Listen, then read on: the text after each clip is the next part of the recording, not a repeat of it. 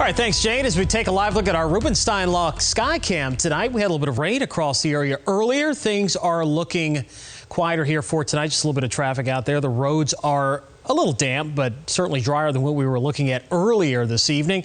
And it looks like our chances for rain for the rest of the week will be getting a little bit lower. We'll talk about that and also a look at what's going on with Zeta.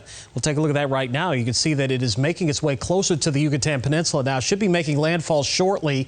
As it spins around there, it did intensify pretty quickly. It had two periods of intensification, one late last night into this morning and then again this afternoon. So winds are now up to about 80 miles per hour. We'll get the new track and advisory here at 11 o'clock.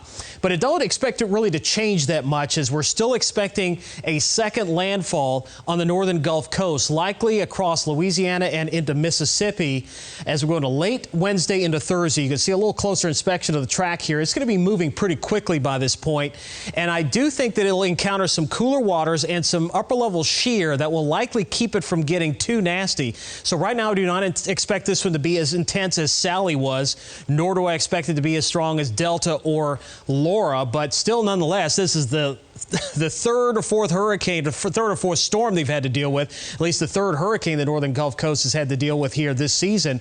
This is what we like to see with the computer model spaghetti plot tracks. We like to see them tightly clustered there. That means there's very good agreement, hence the track, and we do not anticipate any changes with that. Hurricane watches and tropical storm watches in effect. Got tropical storm watches from the Florida Panhandle, from Okaloosa County westward towards Pensacola, and we've got hurricane watches from the Alabama state border with Mississippi all the way into southeastern Louisiana, so including the New Orleans area down towards Grand Isle, where we could be looking at hurricane conditions there as early as Wednesday afternoon. So we'll be watching that very carefully, but fortunately for us, things are quiet. Some showers still lingering out there, but most of them have dissipated. Skies overnight tonight, partly cloudy to mostly clear.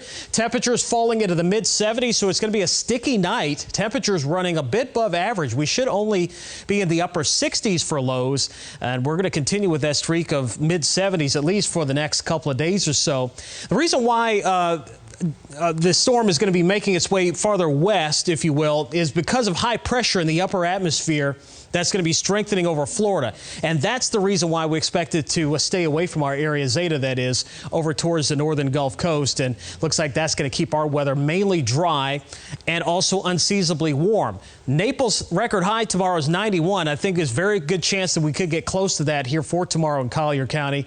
And the rest of Southwest Florida is going to see temperatures upper 80s to around 90 degrees. And notice you don't see as much green on the map the next couple of days. Slight chance for a shower or two in the afternoon for tomorrow and Wednesday, but the chances are not going to be nearly as high as they've been the past couple of days. So partly cloudy and humid tonight, 74. Tomorrow, mostly sunny, a few isolated showers, maybe a storm or two later in the afternoon.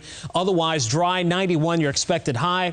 Ingman Marine forecast sees 2 to 3 feet with a southeast wind 10 to 15 knots. Inland waters, a moderate shock. Here's your 7-day forecast, and chances for rain isolated through the rest of the week. That includes Halloween coming up on Saturday, so looking good for the trick-or-treaters there. A little bit cooler in the morning too. And then don't forget, daylight saving time comes to an end on Sunday. Set those clocks back an hour before you go to bed Saturday night. Ooh,